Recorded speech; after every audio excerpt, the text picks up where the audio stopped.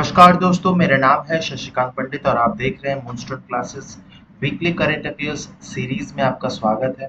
तो इस वीडियो में हम 17 अगस्त से 23 अगस्त के बीच में जितने भी करंट इवेंट्स में हैं न्यूज़ उसको हम लोग कवर करेंगे in the form of question and answer. ये वीकली करंट अफेयर्स की 9th वीडियो है। इससे 8 जो पहले के 8 वीडियोस है उसका जो लिंक है वो आपको डिस्क्रिप्शन बॉक्स साथ ही साथ पिन कमेंट में मिल जाएगा। तो अगर नहीं देखे तो उसे ज़रूर देख लीजिए। और हम इस वीडियो को स्टार्ट करते हैं और इस वीडियो को अंत तक ज़रूर देखिएगा क्योंकि हम इसमें 30 से भी ज़्यादा क्वेश्चंस डिस्कस करेंगे, एक्सप्लेनेशंस को आपको समझाएंगे। और अगर वीडियो पसंद आए तो लाइक शेयर सब्सक्राइब ज़रूर कर दीजिए। तो चले देखते हैं सबसे पहला क्वेश्चन क्या है। With reference to 3D printing consider the following statements. 3D printing के रेस्पेक्ट में these construct the desired object by using a layering method, which is the complete opposite of the subtractive manufacturing processes। तो ये बिल्कुल सही statement है। Layering method use होती है 3D printing में। 3D printers build from top to the bottom by piling on layer after layer। Layer after layer तो सही है लेकिन टॉप टू द बॉटम नहीं होगा, बॉटम टू द टॉप होगा। इस कारण ये स्टेटमेंट गलत है। It requires the model to be designed on computer-aided design software। CAD software में का हेल्प से बनाया जाता है। तो फर्स्ट एंड सेकंड थर्ड जो स्टेटमेंट है वो सही है। कितने स्टेटमेंट सही है? तो two, only two, that is B जो है वो करेक्ट आंसर होगा। तो ऐसे क्वेश्चंस यूपीएससी में पता ही होगा आप लोगों को ऐसे आते हैं। तो हर स्टेटमेंट हर शब्द पढ़ना बहुत जरूरी है। ठीक है, तो जैसे यहाँ पर टॉप टू द बॉटम, अगर ये मिस हो जाता तो रॉन्ग हो जाता। तो recently, India's first 3D printed post office was virtually inaugurated by the Union Minister। Union railway minister जो है अश्विनी वैष्णव जी ने इनॉग्रेट किया। कहाँ इनॉग्रेशन हुआ? तो बेंगलुरु कैम्ब्रिज लेआउट में इसका इनॉग्रेशन हुआ है। Its construction was just completed in 43 days में ये जो पोस्ट ऑफिस है वो बन के रेडी हो गया था। तो 3D printing are also known as an additive manufacturing is a process that uses computer aided designs, that is the CAD। एक सॉफ्टवेयर होता है ना जिससे डिजाइन की जाती है to make 3 dimensional object layer by layer. तो सबसे पहले बॉटम लेयर आता है, फिर धीरे धीरे करके अपर लेयर्स इसके बनते हैं।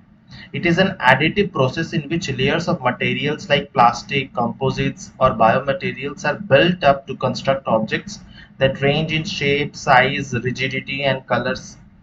है ना? तो अलग अलग जो भी आपका मटेरियल है, प्लास्टिक हो, कंपोजिट हो, बायोमटेरियल्स हो, अलग अलग शेप्स, डिजाइन, कलर्स के उस पे एड ऑन किया जाता है। तो सबसे पहले बॉटम लेयर को फिनिश किया जाता है, फिर हम लोग ऊपर पहुंचता है। To carry out the 3D printing one needs a personal computer. क्या चाहिए? तो एक पर्सनल कंप्यूटर चाहिए connected to a 3D printer. Obviously 3D printer तो चाहिए।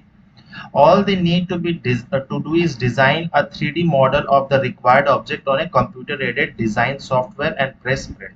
तो जिस तरह से नॉर्मल हम लोग प्रिंट आउट करते हैं टू डायमेंशनल इमेजेस जिससे हम लोग निकालते हैं, उसी टाइप का एक वर्जन है जिसमें पर्सनल कंप्यूटर, एक 3D प्रिंटर और साथ ही साथ में जो आपने डिजाइन बनाया है कैड सॉफ्टवेयर में। ठीक है, उसके बाद जस्ट प्रिंट का ऑप्शन आएगा, प्रेस करने से ही हो जाता है। 3D printers construct the desired object by using a layering method, which is a complete opposite of the subtractive manufacturing process। ठीक है, तो ये जस्ट ऑपोजिट होता है सबस्ट्रैक्टिव मैन्युफैक्चरिंग प्रोसेस के। लेयरिंग में क्या होता है कि लेयर्स बाय लेयर्स बनते हैं। फर्स्ट लेयर जो कि बॉटम से शुरू होता है, फिर सेकंड थर्ड लेयर ऐसे करके बनते जाते हैं। 3D printers built from the bottom up to the piling on the layer after layer until the objects look exactly like it was envisioned। ठीक है, तो ये इसका सही आंसर है ऑप्शन का, option number B. Next question move करते हैं, question number 2। Reliance Jio completed the work related to connecting which country with high speed optic fiber cable। ठीक है, तो रिलायंस जियो कौन से देश के साथ? Cambodia, Maldives, Indonesia, Sri Lanka. इसका सही आंसर होगा ऑप्शन नंबर बी, मालदीव्स। ठीक है, तो ऑप्टिकल नेटवर्क्स, फाइबर नेटवर्क्स ताकि डिजिटली कनेक्ट किया जा सके मालदीव्स को।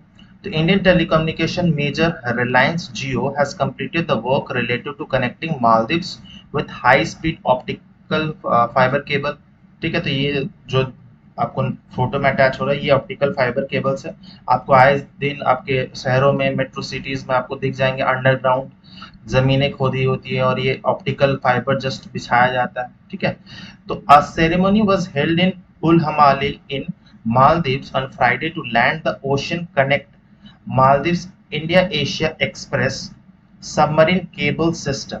The IAX मतलब India Asia express cable system originates in Mumbai, ठीक है। तो originates मुंबई और बहुत सारे अलग अलग कंट्रीज को, एशियन कंट्रीज को मेनली कनेक्ट करता है, जैसे Singapore and branches landing in India, Malaysia, Thailand, इन सबको जो इंडियन एशिया एक्सप्रेस है वो वाया ऑप्टिकल फाइबर केबल्स के साथ कनेक्ट किया जाता है, ठीक है। और यूएई जैसे कंट्रीज के साथ भी, यूएई, सऊदी अरब के साथ भी इसकी कनेक्शन हुई है इंडिया की, है ना। तो ऑप्शन नंबर बी इसका सही आंसर है, मालदीव्स का। नेक्स्ट थर्ड क्वेश्चन देखते हैं, which country is the host of Zayed तलवार 2023 एक्सरसाइज। तो ऐसे एक्सरसाइज वाले क्वेश्चंस भी बहुत बार पूछ लिया जाता है directly, one liners, one words वाले क्वेश्चन। तो जायद तलवार किसके साथ होता है इंडिया का exercise? Iran, Israel, UAE, Pakistan. Obviously Pakistan के साथ कोई भी एक्सरसाइज नहीं होता है, तो इसका सही आंसर होगा ऑप्शन नंबर सी, यूएई। तो जायद तलवार जो है वो इंडियन यूएई के नेवी के बीच में एक्सरसाइज होती है, ड्रिल होती है। तो the bilateral naval exercise Zayed Talwar aims to enhance the interoperability and synergy between the Indian Navy and UAE Navy। और इसमें पार्टिसिपेट कौन कौन किए थे इंडियन नेवी की तरफ से? तो INS Visakhapatnam and INS Trikand, ठीक है। तो ये दोनों शिप्स जो है मेनली वो पार्टिसिपेट किए थे। इंडियन नेवल शिप्स आईएनएस का फुल फॉर्म है। Reach Dubai in the UAE to participate in the Zayed Talwar bilateral deal with the UAE navy, ठीक है। ऑप्शन सी इसका सही आंसर है। नेक्स्ट क्वेश्चन नंबर 4 देखते हैं, कालका शिमला रेलवे ऑब्वियसली बहुत खूबसूरत रेलवे लाइन है, जो जो कि मेनली पंजाब और हिमाचल प्रदेश को कनेक्ट करता है। Was in the news due to land sliding, है ना। हिमाचल प्रदेश में बहुत ज्यादा लैंड स्लाइडिंग, मानसून का बहुत ज्यादा कहर हो रहा है, तो उसके कारण लैंड स्लाइडिंग, भूस्खलन हो रही है। Consider the following statement about the कालका शिमला रेलवे, ठीक है। It is the world heritage site declared by the UNESCO in 2018।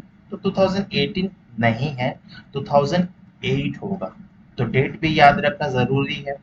The railway line was laid by the British after buying land from the Maharaja of Patiala and the Rana of Kyonthal। तो ये statement बिल्कुल सही है, तो Britishers ने railway line डाली थी वहां पर।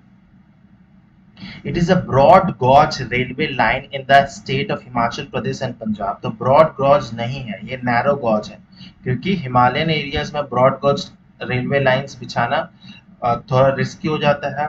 अब ब्रॉड गॉज रेलवे लाइन बिछती है, लेकिन पहले के टाइम पे जो भी रेलवे पटरियां थी वहां पर वो नैरो गॉज की थी, ठीक है। तो इसमें से सिर्फ कौन सा सही है? वो है option that is two, statement जो है सही है। तो only one statement is correct, है ना, only one is correct, only one is correct, ठीक है। तो ये एक बहुत खूबसूरत सी कालका शिमला की जो रूट है, आप कालका मेनली हिमाचल प्रदेश और जो अ, हरियाणा में है, क्योंकि हरियाणा पहले पंजाब का पार्ट हुआ करता था, ठीक है। तो इसीलिए पंजाब और हरियाणा हिमाचल प्रदेश को कनेक्ट करती है। तो the more than 120-year-old Kalka Shimla Railway has sustained severe damage due to heavy rainfall in the Himachal Pradesh and section between Jutog and Summer Hill Station just before Shimla has been washed away। ठीक है, तो mainly Jutogh जो है हिमाचल प्रदेश में वो पूरी तरह से डिस्ट्रॉय हो चुका है। तो बहुत सारी रेलवे इसमें ब्रिजेस जो है वो डिस्ट्रॉय हुए हैं। The British began to establish the hill station in 1813 after buying land from the Maharaja of Patiala and Rana of Kyonthal। ये very important statement है। तो कालका Shimla railway is a narrow gauge toy train, ठीक है। तो बहुत ज्यादा load नहीं लेता है और बहुत स्पीड भी नहीं होती है, टॉय ट्रेन की पता ही होगा। That passes through 18 station, 102 tunnels and over 988 bridges. तो बेसिकली एक टूरिस्टिक ट्रेन है, ठीक है। It offer majestic views for most of the routes. Passengers see breathtaking valleys covered with pine and oak and deodar trees.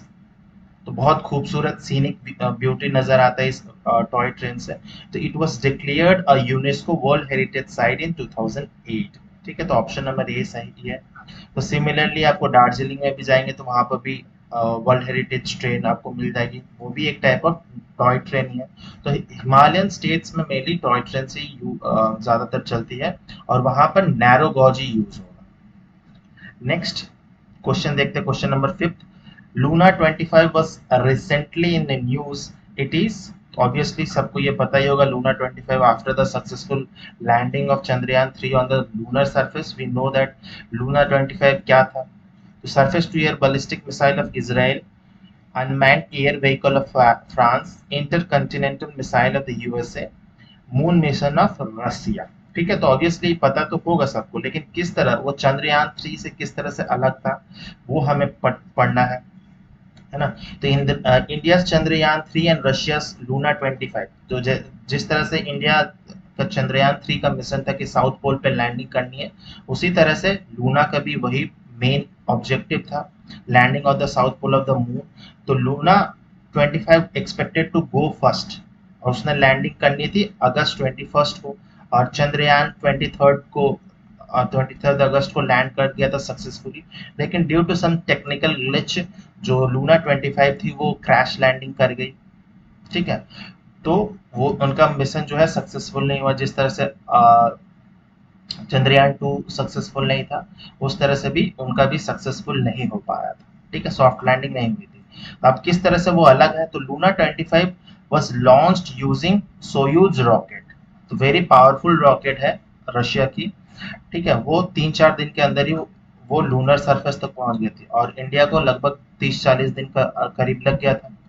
The lift of mass of Luna 25 is just 1750 kg, और India का lift off कितना था, तो लगभग 4000 kg के आसपास था।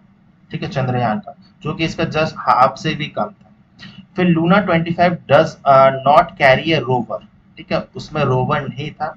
चंद्रयान 3 में रोवर था। ठीक है, और चंद्रयान 3 का रोवर का नाम क्या है, तो प्रज्ञान। प्रज्ञान रोवर का नाम था, और लैंडर का नाम था विक्रम। विक्रम साराभाई के नाम पे था। ठीक है, तो उसमें लूना 25 में कोई भी रोवर नहीं था। ठीक है, और इंडिया का जो रोवर है प्रज्ञान, वो केपेबल है 500 मीटर्स तक मूव कर सकता है। ठीक है, विक्रम लैंडर के आसपास वो 500 मीटर सर्कुलर रेडियस में वो मूव कर सकता है, और टेस्टिंग वगैरह जो भी है वो कर सकता है। The Russian lander has 8 payloads mainly to study the soil composition, dust particles in the polar exospheres, and most importantly to detect the surface water. तो इंडिया का भी मेन ऑब्जेक्टिव तो यही है कि सरफेस वाटर डिटेक्ट करना है, soil compositions, फिर डस्ट स्टॉर्म्स बहुत ज़्यादा ही आती है मून के सरफेस पे, तो ये सभी अंडरस्टैंड करना। ठीक है, तो इस तरह से Luna 25 is different from Chandrayaan. Although Luna 25 did not successfully soft landed, but India successfully soft landed हो गया, तो Chandrayaan 3 is more important than Luna 25। Option number D इसका सही आंसर है। Next question we are moving to question number 6। The World Bank announced a halt on new public finance project in which country after its anti-homosexuality act? Israel, Iran, Uganda, Afghanistan. तो अफगानिस्तान में तो ये सवाल उठता ही नहीं है, अफगानिस्तान एंड ईरान में तो पॉसिबल ही नहीं है, इसराइल में ऐसा कानून है ही नहीं। तो इसका सही आंसर क्या होगा, ऑप्शन नंबर सी युगांडा। तो युगांडा एक अफ्रीकन कंट्री है, इसके जोग्राफिक लोकेशन जानना बहुत जरूरी है। तो नॉर्थ में क्या है, सूडान है, फिर वेस्टर्न साइड में Democratic Republic of Congo, southern में है Rwanda, Tanzania, and eastern side में है केनिया। तो ये सारे नेबरिंग कंट्रीज बहुत इंपॉर्टेंट है। एंड साथ ही साथ ये लेक विक्टोरिया जो है, one of the largest lakes जो है, उसके साथ बॉर्डर शेयर करता है युगांडा। और युगांडा का कैपिटल क्या है, तो काम्पाला। ये भी जानना बहुत जरूरी है। ठीक है, तो जो युगांडन गवर्नमेंट है, उन्होंने एंटी होमोसेक्सुअलिटी लॉ लेकर आए थे। होमोसेक्सुअलिटी तो पता ही होगा, LGBTQ का जो कम्युनिटी है। ठीक है, तो उसके अगेंस्ट अगर कोई भी ऐसे मतलब शादी वगैरह करते हैं, या तो उनको क्रिमिनलाइज कर दिया गया मेनली इस लॉ को, एंटी होमोसेक्सुअलिटी लॉ में। तो अगर कोई भी ऐसा पकड़ा जाए तो उसको क्रिमिनलाइज कर दिया गया है। तो वर्ल्ड बैंक जो कह रहा है कि ये हमारे एथिक्स के खिलाफ है, against the institutional fundamental values. तो वर्ल्ड बैंक की जो फंडामेंटल वैल्यूज है उसके खिलाफ है।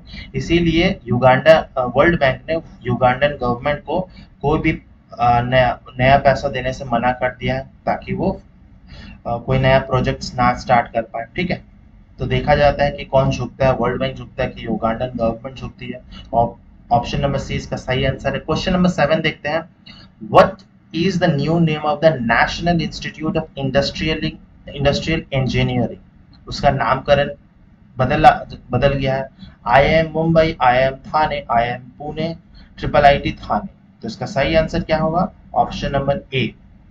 तो आईआईएम मुंबई, ये इसकी फोटो है national institute of industrial engineering के, तो उसे अब आईआईएम मुंबई में कन्वर्ट कर दिया गया है। Has been renamed into Indian Institute of Management Mumbai after the IIM amendment bill 2023। तो ये जो बिल था इसके बारे में प्रीवियस जो करंट अफेयर्स की सीरीज है उसमें मैंने डिस्कस किया थॉरोली, तो आप देख सकते हो उसमें जाकर। तो ये इसके इसके साथ ही ये जो है 21st आईआईएम बन चुका है इंडिया में। तो टोटल इंडिया में कितने आईआईएम्स हैं? तो 21 आईआईएम्स हैं। एंड ये सेकंड है महाराष्ट्र में। ठीक है, तो महाराष्ट्र का ये सेकंड है। इससे पहले महाराष्ट्र में नागपुर में था। ठीक है, और साथ ही साथ में ये मुंबई में क्योंकि कोई आईआईएम नहीं था, तो फिनेंशियल कैपिटल में आईआईएम होना बहुत अच्छी बात है। ठीक है, तो ऑप्शन नंबर ए जो है करेक्ट आंसर है, आईआईएम मुंबई। नेक्स्ट क्वेश्चन देखते हैं। Which city is the host of the national conference on Nalanda Buddhism? ठीक है, national conference on Nalanda Buddhism. Guwahati, Patna, ले शिलोंग। तो इसका सही आंसर क्या होना चाहिए? पटना नहीं है, option number C is correct one. ठीक है, तो ये अलग अलग जगह होते रहती है, कभी सिक्किम में, कभी अरुणाचल प्रदेश, कभी लद्दाख में, कभी पटना में भी होती है। तो ये अलग अलग जगह होती है। The Indian Himalayan council of Nalanda Buddhist tradition hosted the national conference on Nalanda Buddhism in Leh Ladakh. ठीक है, the conference cover 3 main topics. 3 क्या इंपॉर्टेंट टॉपिक्स है? तो आर्ट एंड कल्चर के रिस्पेक्ट में ये क्वेश्चंस जो है या ये पॉइंट जो है वेरी वेरी इंपॉर्टेंट है, आप इसे अपडेट कर सकते हैं अपने नोट्स को। तो exploring the origin of Nalanda Buddhism by following the paths of Nalanda masters. तो ये फर्स्ट मेन टॉपिक्स पे चर्चा की गई थी। फिर delving into the history and philosophy of 4 prominent traditions. तो बुद्धिज्म में 4 प्रोमिनेंट ट्रेडिशन क्या है? न्यंगमा, साक्या, कगयुग एंड गेलुक। ठीक है, तो ये 4 इंपॉर्टेंट ट्रेडिशंस हैं। और तीसरा जो टॉपिक पर बात की गई थी, addressing the challenges and responses of Nalanda Buddhism in the 21st century में। ठीक है, चैलेंजेस एंड रिस्पॉन्सेज उसके बारे में भी डिस्कस की गई थी। तो फ्यूचर्स के बारे में भी देखा गया था, प्रोस्पेक्ट क्या है। तो इसका ऑप्शन नंबर सी इसका करेक्ट है, लद्दाख की कैपिटल ले में हुई थी। क्वेश्चन नंबर 9 देखते हैं। He was born on September 18, 1883 in an affluent family of Amritsar. His father was the chief medical officer of Amritsar and a staunch British loyalist. He completed school education in Amritsar and was later sent to Lahore for his master's degree. It was in Lahore that his patriotism flowered. Influenced by his burgeoning nationalist movement there, he was hanged to death on August 17, 1909 at the age of only 24 for killing British official Curzon Willie. The above mentioned lines refers to Madanlal Dhingra, Rajguru, Ashfaqulla Khan, Gulab Singh Saini. ठीक है, तो इसका सही answer क्या होगा? Option number A, Madanlal Dhingra इसका सही answer होगा। ये बहुत एक दुर्लभ फोटो मिली है, वो मैंने अटैच की है मदनलाल ढींगरा की। तो ये जो सारे स्टेटमेंट लिखे गए हैं तो ये इनके बारे में ही लिखे गए हैं। ठीक है, तो कर्जन वायली की किलिंग से के लिए उन्हें 24 साल के उम्र में ही फांसी दे दी गई थी। तो Madanlal Dhingra was an Indian revolutionary who was hanged to death on 17 August 1909 at the age of only 24 years के थे for killing the British officer Curzon Wyllie. ठीक है, उनका जन्म अमृतसर में हुआ था 1883 में, और इनके फादर जो थे doctor Dittamal Dhingra was chief medical officer of Amritsar में, एंड वो ब्रिटिश लॉयलिस्ट भी थे, तो ब्रिटिश को वो बहुत ज़्यादा सपोर्ट करते थे। लेकिन जब वो पढ़ाई के लिए मास्टर्स की डिग्री के लिए वो लाहौर गए थे, तब वहाँ पर उन्हें नेशनलिज्म की फीलिंग जागी थी। फिर उन्होंने कर्जन विली की किलिंग की थी, उसी कारण उनको फांसी दी गई थी। ऑप्शन नंबर ए इसका सही आंसर है। नेक्स्ट क्वेश्चन, क्वेश्चन नंबर 10 देखते हैं। With reference to the EG.5 Aries variant of COVID, consider the following statement। हाँ, तो ये पुरानी क्वेश्चन नहीं है, ये बहुत रिसेंट में आई है कोविड से related. The WHO classified EG.5 as a variant of concern due to rising infection rates attributed to the variant। तो ये स्टेटमेंट सही नहीं है, वेरिएंट ऑफ कंसर्न नहीं है, वेरिएंट ऑफ इंटरेस्ट है। अगर वेरिएंट ऑफ कंसर्न होती तो अभी तक तो पूरे न्यूज में फैल जाती कि फिर से कोविड आने वाला है ऐसा कुछ। तो ये कंसर्न नहीं है, कंसर्न जब होता है जबकि केस बहुत ज्यादा बढ़ जाती है। It has an additional spike mutation, it spread fast and has ability called immune escape. ठीक है, तो ये स्टेटमेंट सही है। अब हम लोग देख लेते हैं कुछ इस तरह से लगती है।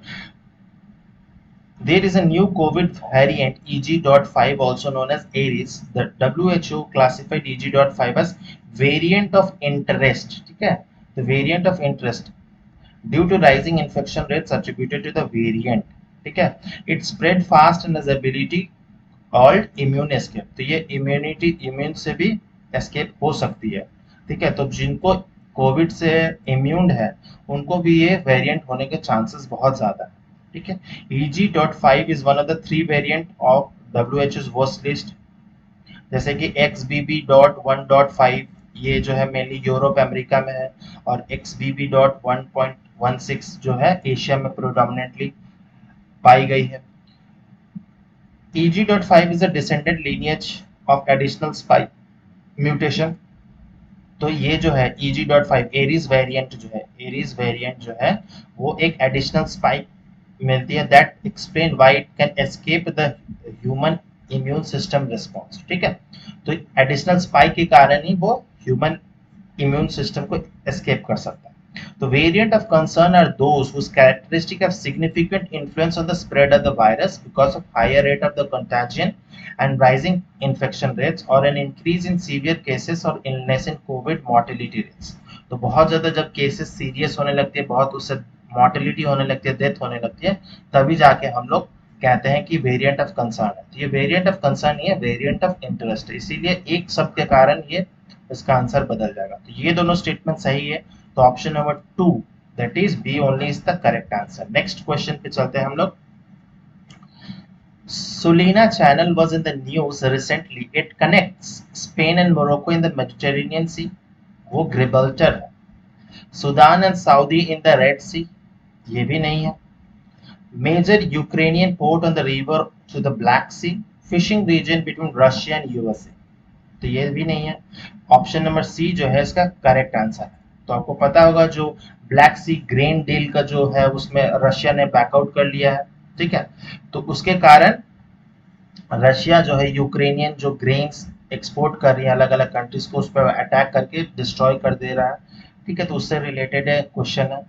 तो the Danube Delta has provided Ukraine with an alternative passage for its grain after Russia withdrew from the Black Sea grain deal। है ना, ब्लैक सी के पास में ही है। तो ब्लैक सी ग्रेन डील एक्चुअली है क्या? The deal brokered by the UN and Turkey. तो very important है, टर्की का नाम अब चेंज हो गया है, उसका नाम है तुर्की है।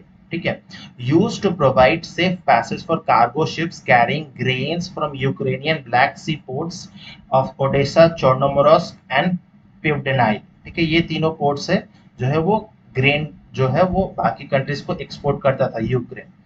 तो ये बेसिकली जो डील है वो ब्रोक किसने की थी? यूनाइटेड नेशन एंड टर्की ने। तो रशिया जो है इस डील के अकॉर्डिंग वो अटैक नहीं कर सकता था जो भी शिप्स जाती थी, लेकिन रशिया ने इस डील को ठुकरा दिया, इसीलिए वो रशिया जो है ग्रेन्स के जो शिप्स जा रही है उसके ऊपर अटैक कर दे रहा है। ठीक है, तो उससे रिलेटेड एक क्वेश्चन था। तो सुलिना चैनल जो है उसमें से one of the important channels हैं जिसके थ्रू वो ब्लैक सी को पार करके वो बॉस्फोरस स्ट्रेट पार के वो दूसरे कंट्रीज तक ग्रेन पहुंचा रहा है। ठीक है, तो ये इसी को ही सुलीना चैनल बोलते हैं। Sulina channel is a 63 kilometre long distributary of the Danube river connecting major Ukrainian ports on the river of the Black Sea. ठीक है, एंड दानुबे रिवर के बारे में बहुत इंपॉर्टेंट जानकारी है कि Danube river is the second longest European river. तो फर्स्ट में कौन है, तो नाइपर रिवर जो है वो सबसे लंबा रिवर है यूरोप में। तो दानुबे जो सेकंड लॉन्गेस्ट रिवर है, that has historical been crucial for the movement of freight. The river spread out into its delta, which has three major channels: Chilia, Sulina, and St. George. The three important इसमें Chila is ऊपर में है, फिर सुलीना and Saint George जो है नीचे। ये Ukrainian ports पे है। तो ये डानुबे रिवर के डेल्टाज में फॉर्म होती है। ठीक है, तो वेरी वेरी इंपॉर्टेंट क्वेश्चन है। नेक्स्ट क्वेश्चन चलते हैं, question 12। Lake Ohrid which was seen in the news located in which continent? तो लेक ओहरिट किस कंटिनेंट में मिलता है? Asia, Europe, north America, Australia. तो बहुत इजी है, लेकिन अगर कंट्री स्पेसिफिक पूछा जाता तो शायद कंफ्यूजन होता। तो इसका जो सही आंसर है ऑप्शन नंबर बी जो है, यूरोप में मिलता। यूरोप में कहाँ है और किस लिए है वो भी जान लीजिए। तो lake Ohrid is a lake which span the borders between the southwestern part of North Macedonia and Eastern Albania। तो जो बाल्कन्स कंट्री है, North Macedonia and eastern Albania को के बॉर्डर पे है लेक ओहरिट।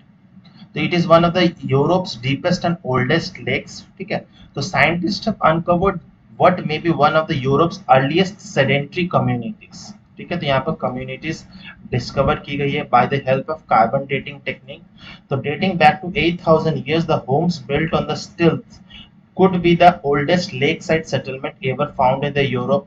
तो radio carbon dating from the site put at between 6000 से 5800 BC बताई जा रही है इसकी एज है लेक ओरिट की। तो एक सेटलमेंट है सेडेंट्री कम्युनिटीज की। ठीक है, तो ये यूरोप में है। कहाँ पर है, तो नॉर्थ मैसेडोनियन अल्बानिया के बॉर्डर में। नेक्स्ट क्वेश्चन चलते हैं, question number 13। What is the proposed outlay of the Vishwakarma Yojana scheme which was recently announced? तो विश्वकर्मा योजना स्कीम 10,000, 15,000, 20,000, 25,000 crores। तो इसका सही आंसर होगा option number B, that is 15,000 crore. तो विश्वकर्मा पता ही होगा कि ये इंजीनियरिंग गॉड कहा जाता है इन्हें। ठीक है, सृष्टि को बनाने में इनका अहम योगदान।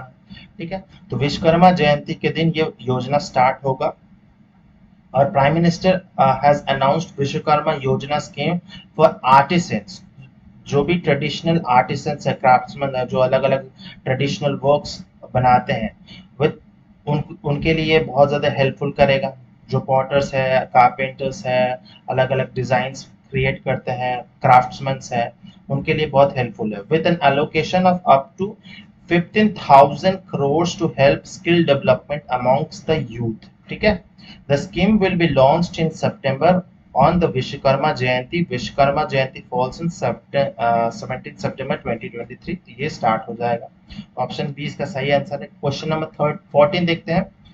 बिंदेश्वर पाठक who passed away recently was associated with which field? तो Bindeshwar Pathak politics, social work, sports, science. तो इसका सही आंसर होगा option number B. I am sure that आपने कभी भी पब्लिक टॉयलेट तो कभी ना कभी यूज की होगी सुलभ की। तो सुलभ इंटरनेशनल फाउंडर यही है, बिंदेश्वर पाठक जो है वही सुलभ टॉयलेट्स के फाउंडर है। पद्म भूषण मिल चुका है इन्हें। And a social worker Bindeshwar Pathak passed away at the age of 80।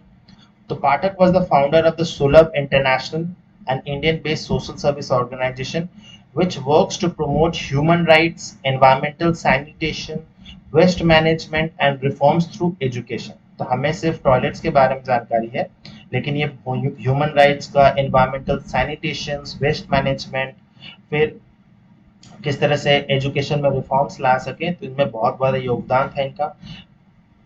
और पद्म भूषण भी इनको मिल चुका है। तो वेरी वेरी इंपॉर्टेंट पर्सन है। तो he was credited for bringing revolutionary Sulabh complex public toilet system in India. ठीक है, तो ऑप्शन नंबर बी इसका सही आंसर है। नेक्स्ट क्वेश्चन देखते हैं, question number 15। In an address to the nation on the eve of Independence Day President Draupadi Murmu paid tributes to Matangini Hajra and Kanaklata Barwa. Consider the following statement. ठीक है, तो Matangini Hazra and Kanaklata Barwa के बारे में है statement. The first statement is Matangini Hajra was martyred by British bullet, leading to a march during the Quit India movement of 1942 in Tamluk in West Bengal. तो ये statement बिल्कुल सही स्टेटमेंट है. और अगर आप डिटेल में पढ़ना चाहते हैं, समझना चाहते हैं मातंगिनी हाजरा के कंट्रीब्यूशन के बारे में, तो आप मेरे वीडियोस देख सकते हैं अनसंग हीरोज ऑफ इंडिया के. ठीक है, उसमें मैंने मातंगिनी हाजरा के बारे में पूरी डिटेल में बताई है उनकी. तो उसका जो लिंक है आपको डिस्क्रिप्शन बॉक्स में मिल जाएगा, तो आप वहां पर कनक मातंगिनी हाजरा के बारे में डिटेल में समझ सकते हैं. Next statement is Kanaklata Barwa was the youngest martyr of the non cooperation movement in Assam. तो नॉन कोऑपरेशन मूवमेंट का नहीं थी ये पार्ट, ये भी क्विट इंडिया मूवमेंट की थी, तो ये इसलिए ये स्टेटमेंट गलत हो जाता है. बाकी स्टेटमेंट सही है. तो which of the following statement is are correct? तो only one, that is option number ए जो है वो सही स्टेटमेंट है. तो ये फोटो है मातंगिनी हाजरा की and this is Kanaklata Barwa. तो इन्हें जो मातंगिनी हाजरा है उसे बूढ़ी गांधी भी कहा जाता था. ठीक है, तो during her address to the nation on the eve of Independence Day, President Draupadi Murmu paid tributes to the women freedom fighters Matangini Hajra and Kanaklata Barwa.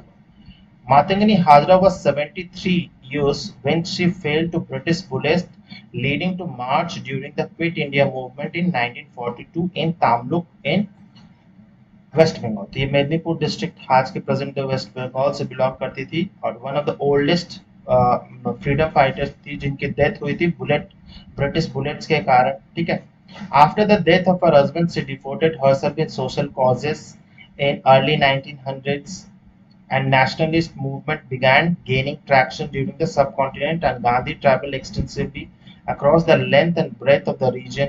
ठीक है, Kanaklata Barwa was one of the youngest martyrs of the Quit India movement and Kanaklata Barwa has an iconic status in Assam. तो असम में बहुत ज्यादा popular है लेकिन बाकी India में उतनी ज्यादा पॉपुलर नहीं है. She led the मृत्यु वाहिनी जैसे कि मुक्ति वाहिनी के बारे में आपने सुना होगा बांग्लादेश में, उसी तरह से मृत्यु वाहिनी भी था. A procession of freedom fighters to unfurl tricolor at the Gohpur police station in September 20, 1942. तो ये क्विट इंडिया मूवमेंट के टाइम पे है, असम में मेनली फॉर्म हुआ था मृत्यु वाहिनी. तो इसका सही आंसर है ऑप्शन नंबर ए. वेरी वेरी इंपॉर्टेंट क्वेश्चन है. नेक्स्ट क्वेश्चन देखते हैं, question number 16. With reference to the Aditya L1 mission, consider the following statement. ये भी very very important question है. It will observe the moon for a close distance and try to obtain information about its atmosphere and magnetic field. तो obviously Aditya का पर्यायवाची क्या होता है, वो होता है सन, सूर्य. तो ये मून तो होगा ही नहीं, तो इस कारण ये स्टेटमेंट ही पूरा गलत है. The vehicle used by the Indian Space Research Organization in the mission is PSLV C-57. तो ये स्टेटमेंट सही है. The satellite is placed in the halo orbit around the Lagrange point 1, L1 point जिसको कहा जाता है. तो ये स्टेटमेंट सही है. तो how many statement are correct? तो only 2. Option number B is the correct answer. तो ये मून मिशन नहीं है, सन मिशन है. तो ISRO has released images of Aditya L1 mission, the space agency first attempt to study the sun. ठीक है, Aditya L1 will observe the sun from a close distance and try to obtain information about its atmosphere and magnetic field. ठीक है, तो सन को एक close distance से observe करेगी और मेनली क्या ऑब्जर्व करेगी, तो अबाउट इट्स एटमॉस्फेयर, आसपास के जो एटमॉस्फेयर है और मैग्नेटिक फील्ड के बारे में स्टडी करेगी. ऑब्वियसली सन के पास तो जाना इम्पॉसिबल टास्क है. The PSLV C-57 Aditya L1 mission is equipped with 7 payloads. ठीक है, तो 7 पेलोड्स है on the boards to study the sun's corona, solar emissions, solar winds and flares, and coronal mass ejections. Will carry out round the clock imaging the sun. ठीक है, तो ये सारे काम इस पे आदित्य L1 मिशन के ऑब्जेक्टिव्स हैं. Every storm that emerges from the sun and the heads towards the earth passes through L1, and a satellite placed in the halo orbit around L1 of the sun-earth system has the major advantage of continuously viewing the sun without any occultation and eclipse. ठीक है, तो hello orbit में ये place होगा from around L1 of the sun earth system. तो वहां से बहुत अच्छे से सन को वो स्टडी किया जा सकता है, क्योंकि वहां पर कोई भी इक्लिप्स होने का कोई चांसेस नहीं है, ऑब्स्ट्रक्शन होने का चांसेस नहीं है, तो स्टडी बहुत अच्छे से हो जाएगी। तो L1 refers to the Lagrangian point L1 point, one of the 5 points in the orbital plane of the Earth Sun system। ठीक है, तो ऐसे 5 पॉइंट्स हैं अर्थ और जो सन का सिस्टम है। The L1 point is home to the solar and heliospheric observatory satellite SOHO, an international collaboration between NASA European Space Agency. तो इसमें ऑब्वियसली नासा और यूरोपियन स्पेस एजेंसी का भी हेल्प लेगा ISRO. L1 point is about 1.5 million kilometres from earth. ठीक है, तो L1 point जो है 1.5 million kilometres from the earth which is और about 100 the way of the सन। इसका मतलब क्या है, जो सन बीच में है और उसके इलिप्टिकल ऑर्बिट में जो है अर्थ चक्र लगा रहा है। तो अर्थ और सन का डिस्टेंस कितना है, एवरेज देखा जाए अर्थ और सन का जो डिस्टेंस होता है 150 मिलियन किलोमीटर है। ठीक है, लेकिन L1 पॉइंट कितना है, तो is about 1.5 kilometre from million kilometre from earth. तो ये बहुत नजदीक तो ऑब्वियसली नहीं जा सकता ना, तो जस्ट 1.5 मतलब 1 by 100 डिस्टेंस, क्योंकि टोटल डिस्टेंस 150 है, लेकिन ये कितना जा रहा है, तो जस्ट 1.5 मिलियन किलोमीटर्स आगे जा रहा है सन को स्टडी कर सके। ठीक है, तो भी ये बहुत बड़ा डिस्टेंस होता है। तो इसका आंसर जो है ऑप्शन नंबर बी इसका सही आंसर है। नेक्स्ट क्वेश्चन देखते हैं। Consider the following statement about ad hoc जजेस। They are appointed under the article 229 of the constitution of India. तो नहीं, ये स्टेटमेंट गलत है, आर्टिकल 229 नहीं होगा, 224A होगा। They are appointed to deal with the backlog cases. ठीक है, ये स्टेटमेंट बिल्कुल सही है, तो option number B 2 only is the correct answer. तो जिस तरह से एडॉक टीचर्स होते हैं, प्रोफेसर्स होते हैं, ऑफिसर्स होते हैं, मतलब जहां पर बहुत सारे केसेस हो जाते हैं या वर्कलोड बहुत ज्यादा हो जाता है, तो एडॉक जजेस का अपॉइंट किया जाता है ताकि वर्कलोड बैलेंस किया जा सके। ठीक है, तो ये परमानेंट नहीं होते, ये टेम्पररी बेसिस पे होते हैं मेनली जजेस। The Supreme Court cleared the way for the appointment of the retired judges। ठीक है, ad hoc judges में सिर्फ retired judges ही participate कर सकते हैं as ad hoc judges in the High Court under Article 224A of the Constitution of India। ठीक है, तो ये हाई कोर्ट्स के लिए है, वेरी इंपॉर्टेंट है। They will be appointed to deal with the mounting backlog of cases. बहुत सारे केसेस पेंडिंग है इंडिया में, ऑलमोस्ट कहा जाता है कि 2 से 2.5 करोड़ से भी ज्यादा जो है इंडिया में केसेस अभी भी पेंडिंग है पूरे ऑल ओवर इंडिया में। एड हॉक जजेस are appointed if at any time there should not be a quorum, minimum attendance जिसको कहा जाता है। ठीक है, 10% एटलीस्ट quorum ऑफ द जजेस of the Supreme Court available to hold or continue any session of the court. ठीक है, तो मिनिमम quorum जब नहीं होता है तभी एड हॉक जजेस का अपॉइंट किया जाता है, ये सुप्रीम कोर्ट के लिए है। ठीक है, तो ऑप्शन नंबर बी इसका सही स्टेट आंसर होगा। क्वेश्चन 18 देखते हैं। What is the name of the new scheme launched to augment city bus operation by 10,000 e-buses on PPP model? ठीक है, पब्लिक प्राइवेट पार्टनरशिप मॉडल पे। भारत ई बस सेवा, पीएम ई बस सेवा, सिटी ई bus सेवा, central ई bus सेवा। तो इसका सही आंसर क्या है, पीएम ई बस सेवा। तो ये मेनली इलेक्ट्रॉनिक बस सर्विसेज होंगी। ठीक है, तो ये कैबिनेट ने अप्रूव कर दिया है 10,000 ई बसेस के लिए। ठीक है, ऑन पब्लिक प्राइवेट पार्टनरशिप के बेसिस पर has approve the bus scheme PM e bus Sewa for augmenting city bus operation by 10,000 e buses on PPP model. और इस स्कीम में एस्टिमेटेड कॉस्ट कितना है, तो 57,000 से भी ज्यादा करोड़ का इसमें खर्च होगा। With the support of 20,000 crore will be provided by the central government. 20,000 crore जो है सेंट्रल गवर्नमेंट देगी, बाकी प्राइवेट और स्टेट्स मिलाकर देंगी। The scheme will be support bus operation for 10 years के लिए ये स्कीम है mainly. Under the scheme priority will be given to cities having no organised bus service. तो वैसे शहरों को प्रायोरिटी दी जाएगी जहां पर ऑर्गेनाइज्ड बस सर्विसेज नहीं है। ठीक है, तो ऑप्शन बी इसका सही आंसर है। नेक्स्ट क्वेश्चन चलते, question number 19। What is the total outlay of the expansion of Digital India program? तो ऑब्वियसली ये प्रोग्राम तो पुराना है, लेकिन इसमें नए नए अमेंडमेंट चेंजेस होते रहते हैं। ठीक है, टोटल आउटले कितना है, तो 4,903, 11,903, 14,903, 24,903, तो इसका सही आंसर क्या होगा? ऑप्शन नंबर सी इसका करेक्ट आंसर होगा। डिजिटल इंडिया प्रोग्राम कब लॉन्च हुआ था? तो 1 जुलाई 2015 में। ठीक है, तो जियो क्रांति से पहले ये लॉन्च हुआ था 1 जुलाई 2015 to enable digital delivery to services of to citizens. ठीक है, the total outlay is 14,903 crore total. The Union Cabinet जो है recently approved the expansion of Digital India program. This would enable 6.25 lakh IT professionals will be reskilled and upskilled under the Future Skill Prime program.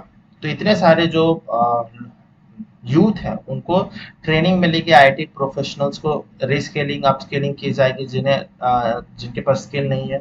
6.25 lakh skills लोगों को skills होंगे। इसमें से 2.65 lakh person will be trained in information security under the information security education awareness phase programme के through, ISEA के through 2.65 lakh person को training मिलेगी and 540 additional services will be available under UMANG app या प्लेटफॉर्म।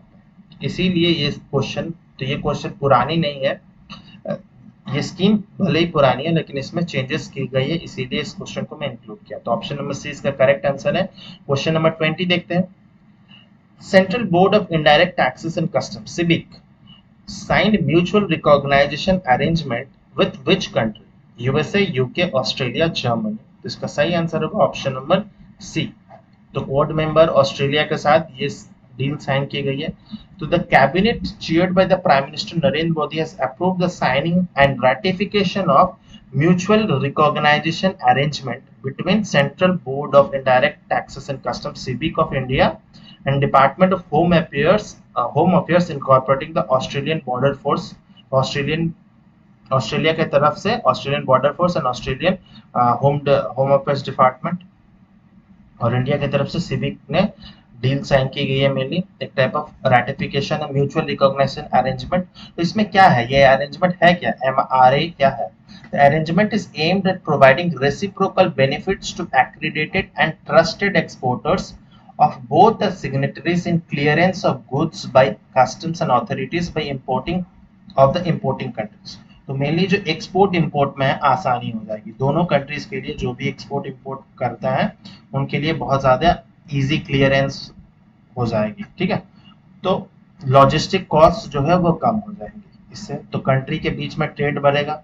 तो आने वाले दिनों में इंडिया और ऑस्ट्रेलिया के बीच में जो ट्रेड है वो और ज्यादा बढ़ेगा, तो दोनों के लिए हेल्पफुल होगी। तो ऑप्शन नंबर सी इसका सही आंसर है।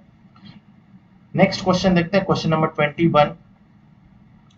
Which country is the host of International Conference on Preserving Information Integrity and Public Trust in Election? तो किसने ये होस्ट किया है conference? India, Brazil, France, Australia. तो इसका सही आंसर है ऑप्शन नंबर बी, ब्राजील ने इसको होस्ट किया था, preserving information integrity and public trust in election. तो जो हमारे इलेक्शन कमिश्नर हैं इंडिया के, Arun Goyal, very important person है, has participated in significant international conference focused on preserving information integrity and public trust in election। तो जो कॉन्फ्रेंस हुई थी वो कहाँ हेल्ड हुई थी? ब्राजीलिया, जो कि कैपिटल है ब्राजील की। was hosted the International Foundation of Electoral Systems and Tribunal Superior Electoral Brazil। ठीक है, तो इसमें मेनली जो है इलेक्शन प्रोसेस को किस तरह से और बेटर किया जा सके, ठीक है, with the help of new technologies, mainly उस पर फोकस की गई है। ठीक है, तो ऑप्शन नंबर बी इसका सही आंसर है। क्वेश्चन नंबर 22 देखते हैं।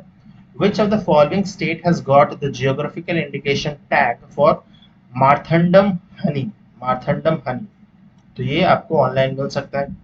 कर्नाटक, आंध्र प्रदेश, गोवा, तमिलनाडु। तो इसका सही आंसर है ऑप्शन नंबर डी, तमिलनाडु इसका सही आंसर है। तो मार्थंडम हनी में ऐसा क्या है कि इसको जीआई टैग मिला है? is a thick organic honey that contains natural enzymes, antioxidant and plant nutrition। ठीक है, तो इसी कारण से इसको स्पेशल बनाया गया, मतलब स्पेशल करार दिया गया है और जीआई टैग भी मिला है इसको, मार्थंडम हनी को।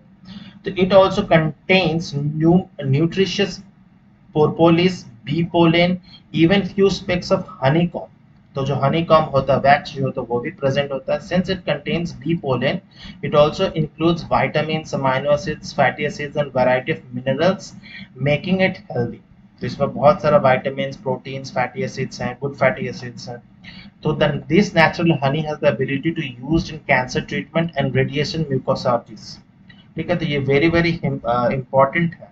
कैंसर ट्रीटमेंट के लिए दावा किया जाता है कि ये बहुत कारगर साबित होगा। फिर रेडिएशन म्यूकोसिटीज के में भी हेल्पफुल होगा। तो इसीलिए तमिलनाडु को जीआई टैग मिला है under the sub section 1 of section 13 of GI act 1999 के through.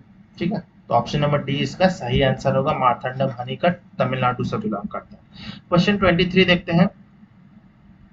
With reference to the state of food security and nutrition in the world 2023, consider the following statement. Very very important question है। The prevalence of undernourishment in the total population has increased from 46 to 2022। ठीक है, तो ये report very very important है, तो ये statement सही है। Prevalence of stunting in children has increased from 2012 to 2022। ये गलत है।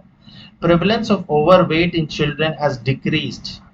ये इंक्रीज हुआ है और स्टंटिंग जो है वो डिक्रीज हुआ है। तो ये दोनों ही स्टेटमेंट गलत है। तो ऑप्शन नंबर 1 जो है सिर्फ करेक्ट आंसर होगा। वेरी इंपॉर्टेंट रिपोर्ट है ये।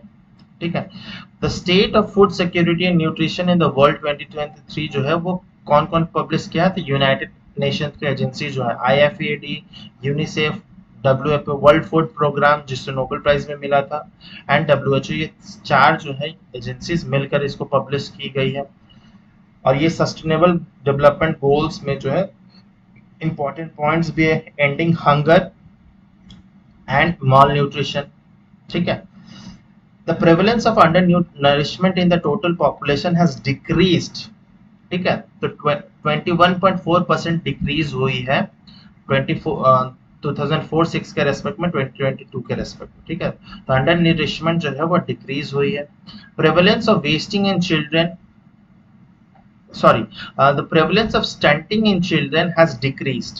ठीक है, प्रेवलेंस ऑफ स्टंटिंग जो, स्टंटिंग मतलब क्या होती है कि हाइट ना बढ़ना, वो नाटा रह जाना या डॉफ रह जाना, उसी को स्टंटिंग कहते हैं। ठीक है, वो डिक्रीज हुई है। फिर prevalence of overweight in childrens below 5 years की बात की जा रही है। ठीक है, तो ओवरवेट जो है वो इंक्रीज हुई है।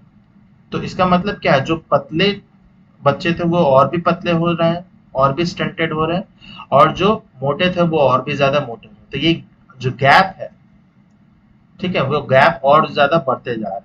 तो इनइक्वालिटी है mainly. The prevalence of obesity in adults has increased, adults में इंक्रीज हुई है मोटापा 3.1%। Prevalence of anaemia in women has increased 53.2%। ये बहुत चिंताजनक है। एनीमिया का मतलब ब्लड की कमी होना फीमेल्स में 15 to 49 ईयर्स के बीच में। Prevalence of low birth weight has decreased from 29.5% to 27.4%। तो ये जो रिपोर्ट है बहुत ज़्यादा डिटेल में आपको पढ़ने की ज़रूरत है for the help both prelims और मेंस राइटिंग के लिए भी बहुत ज़्यादा इंपॉर्टेंट रहेगा। ऑप्शन ए इसका सही आंसर है।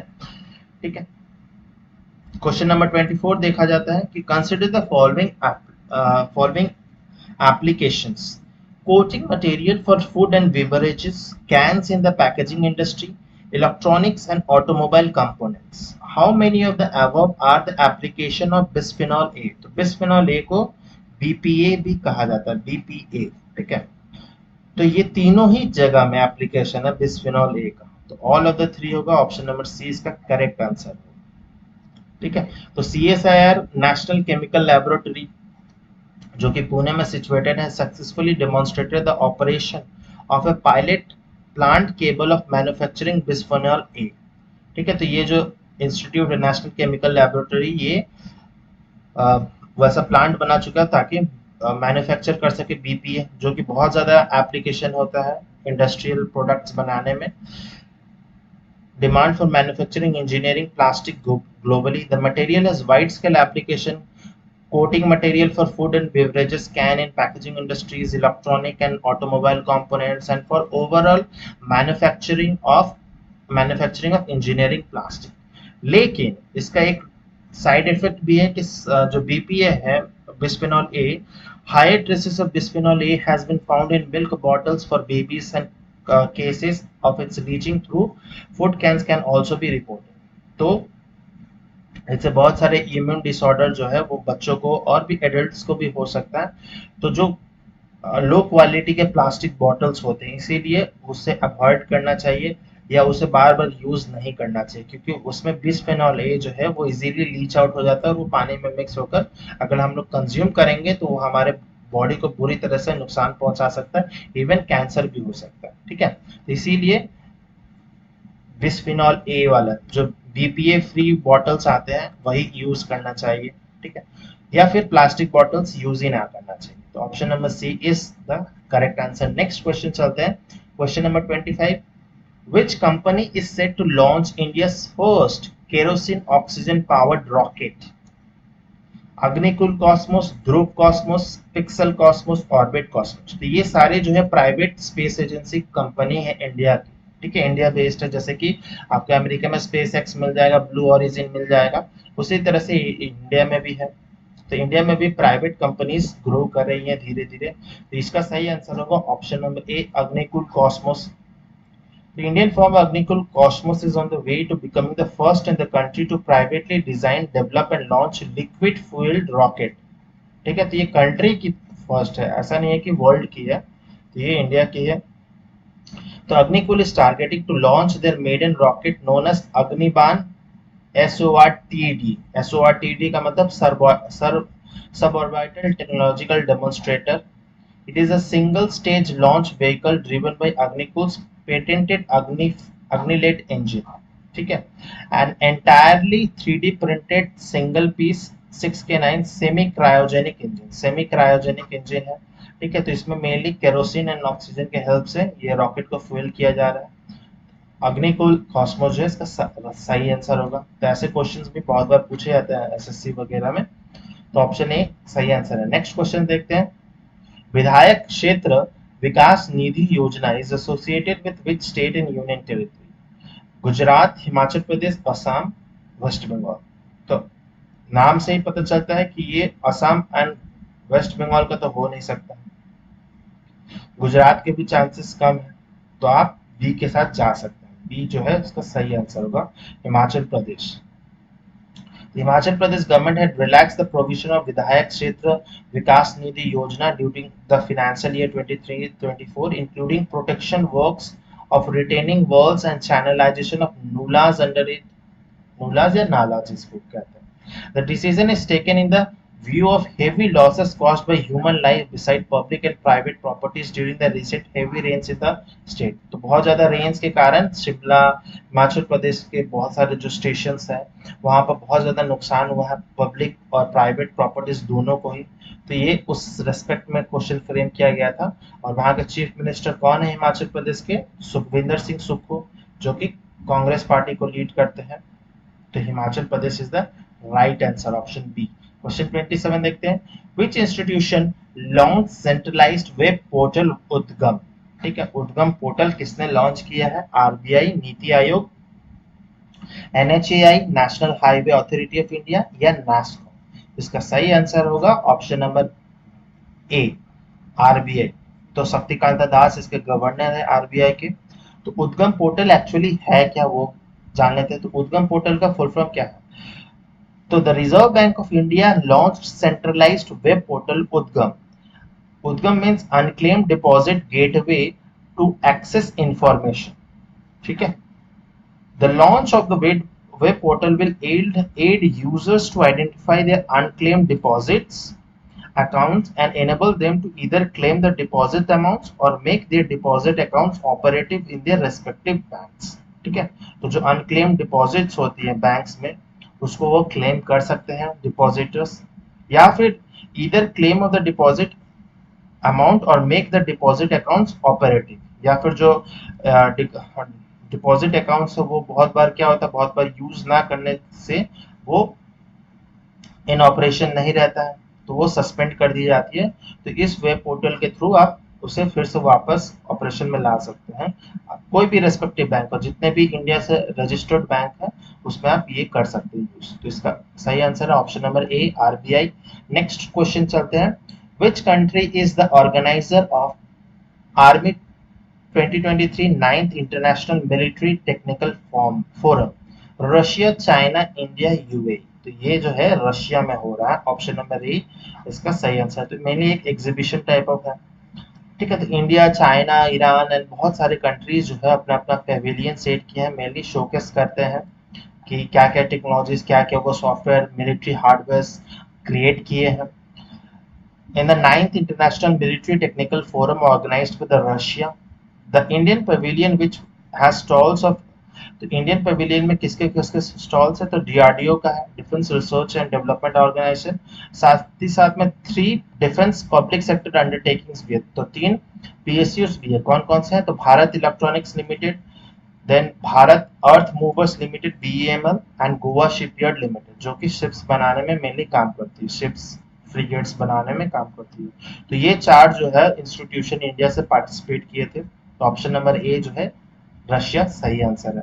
क्वेश्चन नंबर 29 देखते हैं। When was the Maritime State Development Council constituted in India? Maritime State Development Council 1957, 1977, 1997, 2007। इसका सही आंसर है option number C, that is 1997 में इंस्टीट्यूट की गई थी। तो Maritime State Development Council is an apex advisory body है, ठीक है। तो एक एडवाइजरी बॉडी है जो कि कंस्टिट्यूट की गई थी मई 1997 टू डेवलप मेरीटाइम सेक्टर, ठीक है, मेरीटाइम सेक्टर को डेवलप करने के लिए। और इसका मेन है एम है to ensure integrated development of major and other notified ports. तो जो मेजर इंडिया में जो 13 मेजर पोर्ट्स हैं और जो अदर पोर्ट्स है, नोटिफाइड पोर्ट्स है, उसको डेवलप करने के लिए ये मेरीटाइम स्टेट डेवलपमेंट काउंसिल जो काउंसिल है उसकी स्टार्ट की गई थी, ठीक है। तो union minister of port, shipping and waterways कौन है यूनियन मिनिस्टर? तो Sarbananda Sonowal. Chaired 19th meeting of maritime State Development council, कहाँ पे? 19th मीटिंग कहाँ पे हुई थी? तो केवड़िया इन गुजरात में हुई थी, ठीक है, जो स्टैच्यू ऑफ यूनिटी के बहुत पास में ही है। The meeting will be attended by the Chief Minister of all the coastal states and administrators of Union Territories।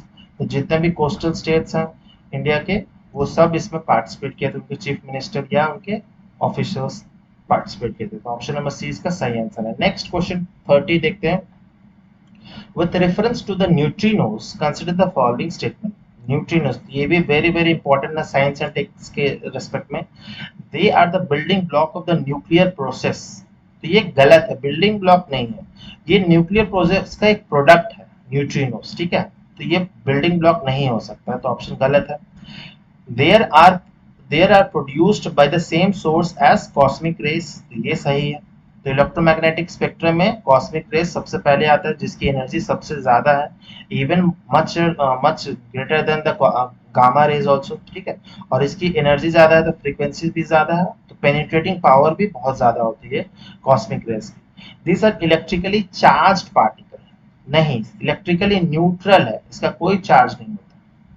तो how many of the statement correct? तो ये सिर्फ ऑप्शन जो 2 है वो ही सिर्फ करेक्ट है। तो आंसर क्या होगा? Only one statement is correct. तो आपको स्टेटमेंट पढ़ना है, ऑप्शंस नहीं चूज करना है, आपको स्टेटमेंट करना है, ठीक है। तो ऑप्शन नंबर ए जो है इसका करेक्ट आंसर होगा न्यूट्रिनोस के बारे में। तो neutrinos was detected by a span of a decade at IceCube Neutrino Observatory, कहाँ पर है? तो US scientific research station at the south Pole, Antarctic में है mainly, using more than 5000 sensor covering area the size of a small mountain. तो 5000 से भी ज्यादा सेंसर्स यूज की गई है। तो न्यूट्रिनोज आर बेसिकली क्या है? एक इलेक्ट्रिकली न्यूट्रल है, undistributed by even the strongest magnetic field, ठीक है, undisturbed.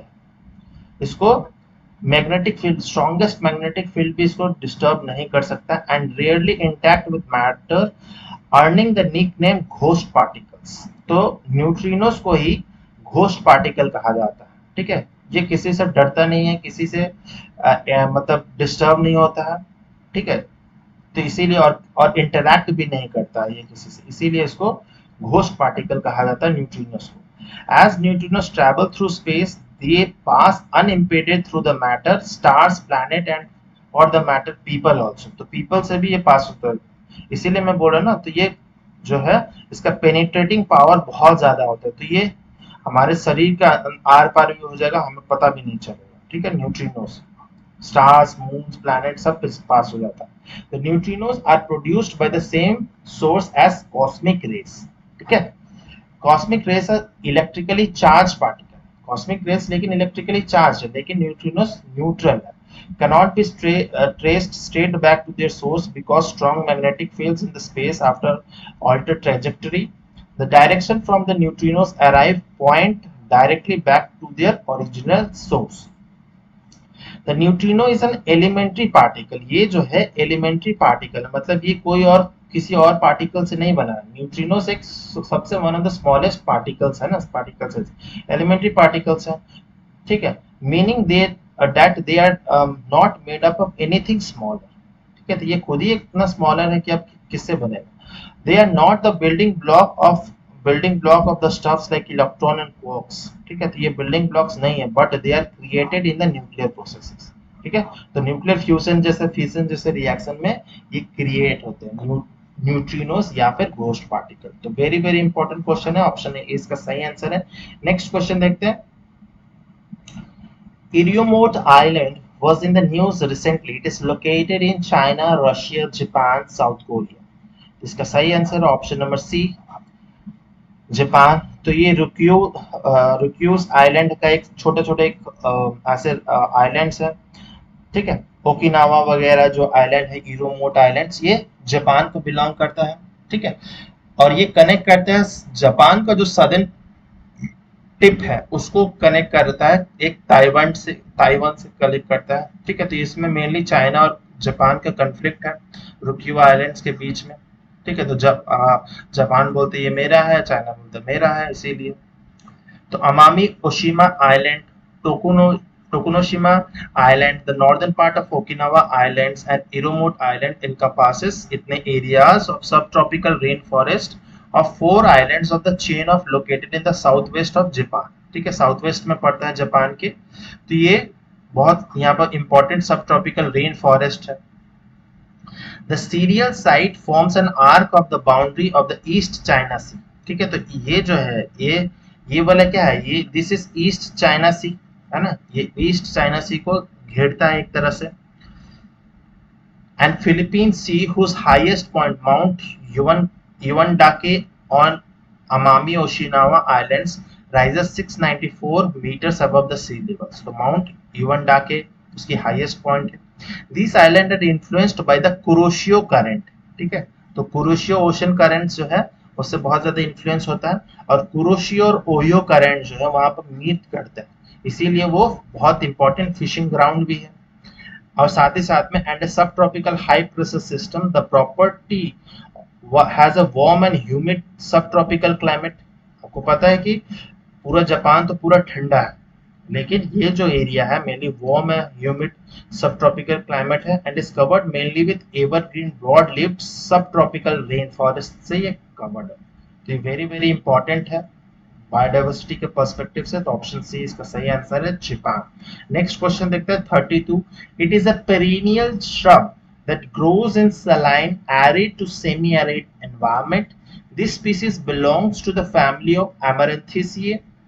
It was earlier known from Italy, Northern Africa, Palestine, Spain, and Western Sahara, but it has been reported for the first time from India based on the collection made by the Khadir Bed, Kutch, Gujarat। The new plant species, according to the paper, is a perennial succulent shrub that can grow 1 on the 2 meters tall and have a smooth and cylindrical woody base। तो ये किसका identifying feature है, कौन से plant का?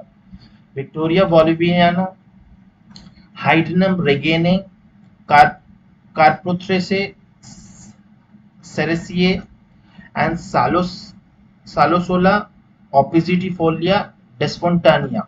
ठीक है, तो इसका कौन सा, ये तो सब बॉटनिकल नेम्स है ना। तो ये प्लांट का जो है एक सकुलेंट प्लांट है।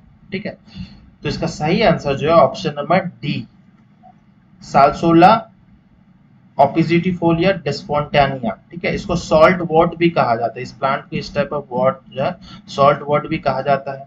ठीक है। तो ये मेनली ब्रायोफाइट्स जैसे फैमिली से बिलोंग करते हैं। ये सक्यूलेंट्स है, मेनली सलाइन वाली कंडीशंस में ही ग्रो होते हैं, ठीक है।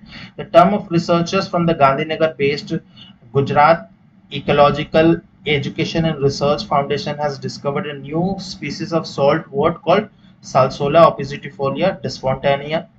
The species belong to the family, कौन से फैमिली से बिलोंग करते हैं? एमरैंथेसी फैमिली से। और इनका जो ओरिजिन है वो अफ्रीका, इटली, पैलेस्टाइन, स्पेन, जो मेडिटेरियन क्लाइमेटिक जोन है वहां से बिलोंग करते हैं।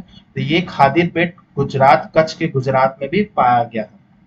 According to the research paper GER Foundation, the new plant species perennial है, succulent shrub that can grow 1 to 2 meters tall and have a smooth cylindrical woody base. It is rarely prostrate and unlike other species of Salsola does not have any hairs. तो इसमें कोई भी hairs present नहीं होता है। तो ये सारे आइडेंटिफाइंग फीचर इस प्लांट के। Salsola oppositifolia desfontainia is the 6th species of salsola genus discovered in India, ठीक है। तो ये वेरी वेरी इंपॉर्टेंट क्वेश्चंस है उनके लिए जो इंडियन फॉरेस्ट सर्विसेज जैसे एग्जाम दे रहे हैं या बॉटनी से रिलेटेड कोई एग्जाम दे रहे हैं, तो उनके लिए बहुत इंपॉर्टेंट है। या फिर जिनका मेंस में जो है ऑप्शनल जो है वो बॉटनी है या एग्रीकल्चर है, उनके लिए वेरी वेरी इंपॉर्टेंट क्वेश्चन, ठीक है। तो नेक्स्ट क्वेश्चन चलते हैं। It is a first of its kind floating nuclear power station built in St. Petersburg, the Russian port city on the Gulf of Finland. It contains two nuclear reactors of 35 megawatt each. It is a small plant compared to conventional land-based nuclear projects. The above-mentioned lines refers to academic Lomonosov, Balakovo, Belyorask, Kaliningrad। तो इसका सही answer क्या होगा? Academic लोमोनसोव, ठीक है। तो mainly ये floating nuclear plant है। आपने देखा होगा जो न्यूक्लियर प्लांट होते हैं वो लैंड पे होते हैं, लेकिन ये जो है वो सी पे है। कहाँ पर है? तो Russian port city on the gulf of Finland. तो गल्फ ऑफ फिनलैंड में प्रेजेंट है, ठीक है। और इसकी कैपेसिटी जो है वो 35 मेगावाट की कैपेसिटी है, ठीक है। तो अकाडेमिक लोमोनसोव इसका सही आंसर है, ऑप्शन नंबर ए। तो Russian built floating nuclear power plant Akademik Lomonosov completed its 5000 kilometre journey along the northern sea route causing excitement in the energy sector, ठीक है। तो ये एनर्जी सेक्टर में बहुत अच्छा सा एक ऑप्शन है। तो लैंड पे नहीं बना के आप लोग सी पे भी बना सकते हैं, बहुत कारगर साबित होगा ये भी। तो एक type of floating nuclear plant power plant है। तो आपने फ्लोटिंग बहुत सारे मार्केट सुने होंगे या बहुत कुछ सुना होगा फ्लोटिंग, इसी तरह से ये भी है फ्लोटिंग न्यूक्लियर प्लांट। तो एनर्जी सेक्टर में बहुत हलचल है। The Akademik Lomonosov is the first of kind floating nuclear plant station built at St. Petersburg, the Russian port city on the Gulf of Finland. It was named after 18th century Russian scientist Mikhail Lomonosov, ठीक है। तो उनके नाम पे रखा गया है। The 21,000 ton floating plant is 144 meter long, 30 meter wide and contains two nuclear reactors और जो एनर्जी जनरेट कर सकते हैं 35 मेगावाट पावर्स ईच, ठीक है। तो 70 मेगावाट वो रीच बना सकते हैं, ठीक है। बहुत ही कम एरिया में इतने सारे एनर्जी, और उसको हम लोग फ्लोटिंग है तो हम लोग उसको प्रोटेक्ट करने के लिए सिक्योरिटी पर्पस के लिए हम लोग उसको सेफ लोकेशन पे भी पार्क कर सकते हैं, ठीक है। तो इससे जो दुश्मन कंट्रीज है वो अटैक नहीं कर सकते, इसीलिए बहुत ज्यादा इंपॉर्टेंट है स्ट्रेटेजिकली भी, डिफेंस के पर्सपेक्टिव से भी और एनर्जी सेक्टर के पर्सपेक्टिव से भी। It is a small plant compare to the conventional land based nuclear project. It is run to state owned nuclear energy corporation, Rosatom जो है रशिया की है, ठीक है, वो उसको मेंटेन करती है। The Akademik Lomonosov is expected to have working life of 40 years, और इसकी जो वर्किंग लाइफ है 40 इयर्स की। तो वेरी वेरी इंपॉर्टेंट ऑब्जेक्टिव है एनर्जी सेक्टर में, जिससे हम लोग हमारा जो न्यूक्लियर एनर्जी पावर प्लांट उसको भी सेफ रख सकते हैं, ठीक है। तो इसका सही आंसर ऑप्शन नंबर ए। तो इस वीडियो में हमने लगभग 33 क्वेश्चंस इसमें पूरे डिटेल से डिस्कस किए हैं। उम्मीद करता हूँ इस वीडियो से बहुत कुछ आपको सीखने समझने मिला होगा, बहुत इंटरेस्टिंग लगा होगा। अगर वीडियो बहुत अच्छा लगा है तो लाइक ज़रूर कीजिए, शेयर कीजिए अपने दोस्तों के साथ। कमेंट करके बताइए कैसा लगा वीडियो, एंड सब्सक्राइब नहीं किया तो ज़रूर सब्सक्राइब कर लीजिए एंड नोटिफिकेशन पाने के लिए बेल आइकन को ज़रूर हिट कर दीजिएगा। अगर आप फॉलो करना चाहें तो इंस्टाग्राम पे भी फॉलो कर सकते हैं। मिलते हैं नेक्स्ट वीडियो में, टिल देन बाय बाय, जय हिंद।